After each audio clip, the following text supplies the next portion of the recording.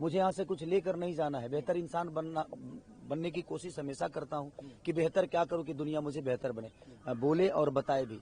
But प्रयास यही है, इसके अलावा कोई शब्द नहीं है। भगवान जो चाहेगा वो होगा। ठीक है, ये दुनिया है, लड़ना ही सीखा हूँ आज तक और लड़ते रहूंगा दुनिया। पवन सिंह को लेकर के जो आपका बातें चल रही है, पहले आपने उनको बोला, फिर उन्होंने आपको बोला। देखिए, मेरे बातों से छपरा के विकास या बिहार के विकास नहीं होते। मैं उनको बोलूंगा, वो मुझे बोलेंगे, क्या फर्क पड़ता है? इससे विकास होना है तो ये बातें नहीं करें, हम अपना काम करें और बेहतर बिहार कैसे बनेगा हम उस पर चर्चा करें तो ज्यादा बेटर। व्यक्तिगत जीवन पर टिप्पणी छोड़िए, व्यक्तिगत जीवन से हमारे जीवन से क्या लेना देना है जनता को? मैं अपने जीवन में क्या हूँ, कैसे हूँ, क्यों हूँ? बट मुझे लगता है कि बिहार की व्यवस्था से लोगों को लेना देना है। तो मैं चाहूंगा कि थोड़ा, राम मंदिर तो लोगों की आस्था से जुड़ा हुआ है। अरे आस्था है तो क्या राम मंदिर में पढ़ के मैं क्या मास्टर बन जाऊंगा? राम मंदिर पढ़ के क्या मैं प्रोफेसर बन जाऊंगा कि मैं अफसर बन जाऊंगा? नहीं, वो आस्था है, वो अलग विषय है। लेकिन शिक्षा से इंसान देश चला सकता है। शिक्षा जरूरी है। मैं यही बोलता हूँ कि आप राम मंदिर बनाओ, जो भी बनाना है, मस्जिद बनाओ, सब बनाओ, बट शिक्षा के लिए भी, हमारे बच्चों के भविष्य के लिए भी काम करो ना। हमारे लिए रोजी रोजगार भी तो दो। मैं उसके लिए ट्रम्प को वोट करेंगे हम?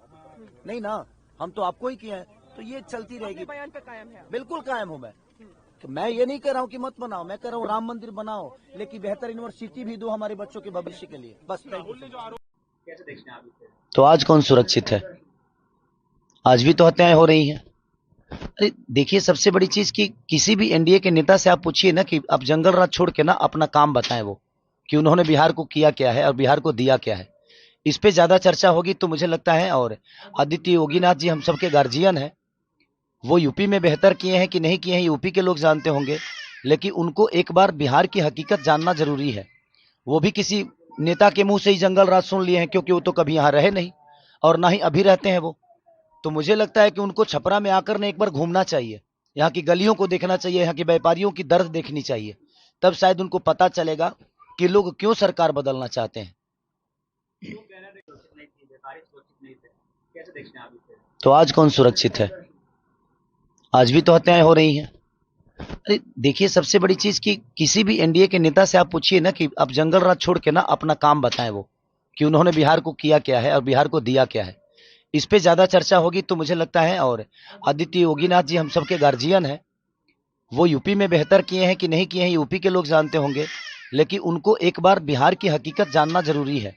वो भी किसी नेता के मुंह से ही जंगल राज सुन लिए हैं, क्योंकि वो तो कभी यहाँ रहे नहीं और ना ही अभी रहते हैं वो। तो मुझे लगता है कि उनको छपरा में आकर ने एक बार घूमना चाहिए, यहाँ की गलियों को देखना चाहिए, यहाँ के व्यापारियों की दर्द देखनी चाहिए, तब शायद उनको पता चलेगा कि लोग क्यों सरकार बदलना चाहते हैं। अरे भाई, मेरे कहने का मतलब कि आप राम मंदिर को लेकर ही वोट मांगते हो तो मैं मस्जिद पर टिप्पणी क्यों करूं? मेरे कहने का मतलब कि राम मंदिर बनाना जरूरी है, बट क्या अस्पताल बनाना जरूरी नहीं है? हाँ? रोजी रोजगार जरूरी नहीं है? शिक्षा जरूरी नहीं है? रोजी रोजगार के लिए ट्रम्प को वोट करने जाएंगे हम कि आप ही को करेंगे? आप ही को किए हैं। मैं ये कह रहा हूं कि आप बनाइए, दुनिया में सारे हर जगह मंदिर बना दीजिए, लेकिन मंदिर से हमारे बच्चों का भविष्य तय हो जाएगा? मंदिर से अगर हमारे बच्चों का भविष्य तय होता है तो मैं चाहता हूं कि आप 200 मंदिर बिहार में बना डालिए और आप एक बच्चे का भविष्य तय करके बता दीजिए और दिखा दीजिए कि आपने कितने बच्चों का भविष्य उस मंदिर से किया है। मुझे कोई दुख नहीं है और ना ही मुझे कोई तकलीफ है। मैं कह रहा हूं, अब बनाओ। भगवान दिल में होता है, श्रद्धा में होता है, मंदिर में सिर्फ एक मूर्ति होती है।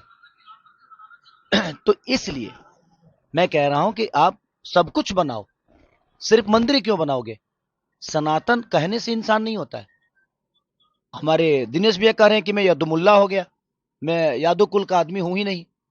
भाई, आप 10 साल बाद आपको सनातन याद आया? 10 साल पहले जब आप सिनेमा लाइन में थे और आज भी है, तो आप मुसलमान के कैरेक्टर में फिल्म क्यों करते थे? आपको नहीं करना चाहिए था। उस समय मुसलमान बुरे नहीं थे। तो बात वहां है ना कि बदलते ये लोग हैं। इनसे आप जब विकास की बात कहिएगा और करिएगा ना, तो ये आपको डायरेक्ट लेके जाएंगे मंदिर मस्जिद के पास, और नहीं तो सनातन पे ले जाएंगे और बेमतलब की बातें करेंगे और उसी में आपको उलझा देंगे। मेरे लिए पवन जी क्या बोले हैं, इससे विकास का कोई लेना देना नहीं है। मेरे लिए रवि भैया क्या बोले हैं, इससे विकास का कोई लेना देना नहीं है। वो हमारी आपस की बातें हैं, हम बातों में ना उलझें। मेरे कहने का मतलब कि उन लोगों से यही कहिए कि आप खेसारी को छोड़िए, आपका सरकार जो किया है उस पे चर्चा करिए, क्योंकि विषय उस पे है।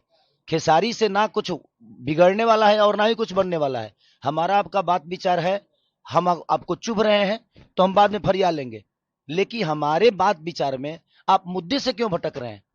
आप एक खेसारी को लेकर आप लोग सारे के सारे ट्रोल कर रहे हैं। माने ये छपरा लग रहा है जे इंटरनेशनल चुनाव बन गया है। पूरे बिहार में चुनाव हो रहा है लेकिन पूरे हिंदुस्तान में सिर्फ छपरा दिख रहा है। भाई क्यों? क्योंकि इनकी टिप्पणी बहुत हार्ड हो रही है खेसारी पे। बट मैं डरता किसी से नहीं हूं, क्योंकि मुझे बनाने में जनता का सबसे बड़ा योगदान है। मैं खुद को बनाया जनता के बदौलत, मैं अपने बदौलत कुछ नहीं हूं। मैं आज भी जीरो हूं और राजनीति का ये पता नहीं है, बट जिनको पता है उनसे सलाह लेकर छपरा को बेहतर तो बना सकता हूं। वो कह रहे हैं हमारे दिनेश भैया की यार हम सांसद बन के कुछ नहीं कर पाए तो तुम विधायक बन के क्या कर पाओगे? भाई वो प्रधानमंत्री भी बन जाएंगे तो कुछ नहीं कर पाएंगे। करने वालों के लिए काम होता है, नहीं करने वालों के पास कोई काम नहीं है। और मैं आज गरीब का बच्चा होकर लिट्टी चोखा बेचकर लोगों के घर में झाड़ू पोछा करके भी मैं अपने आप को स्टार बनाया ना। तो मेरे अंदर हुनर है, मेरे अंदर क्षमता है कुछ भी बेहतर करने की।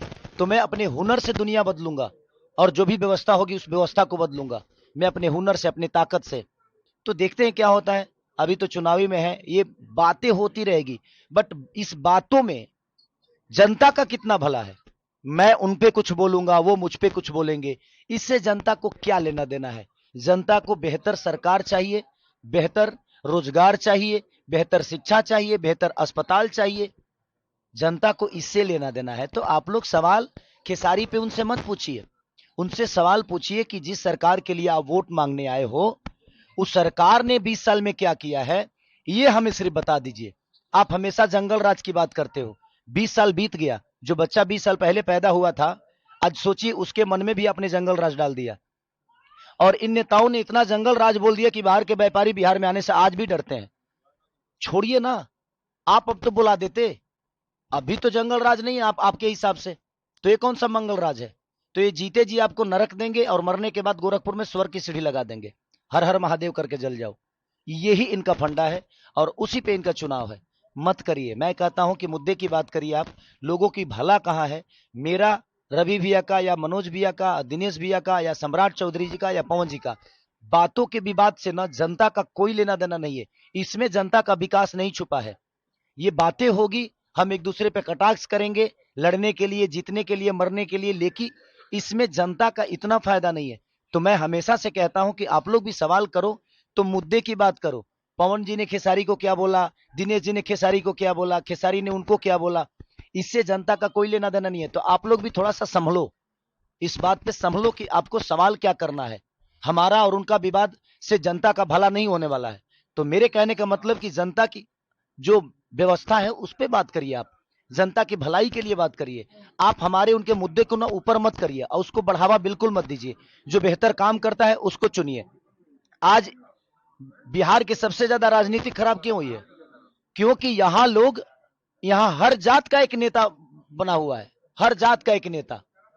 तो जब आप जात का नेता ढूंढोगे तो आप विकास कैसे करोगे? एक बेहतर इंसान को चुनिए। बेहतर इंसान होगा, वो किसी जाति का है, उसका मोटो बेहतर है, उसकी सोच बेहतर है, तो आपके लिए बेहतर करेगा। और मुझे लगता है नेता तो अटल बिहारी वाजपेयी भी थे, वो किस जात के थे? आज अटल बिहारी वाजपेयी को कोई जात से बुलाता है क्या?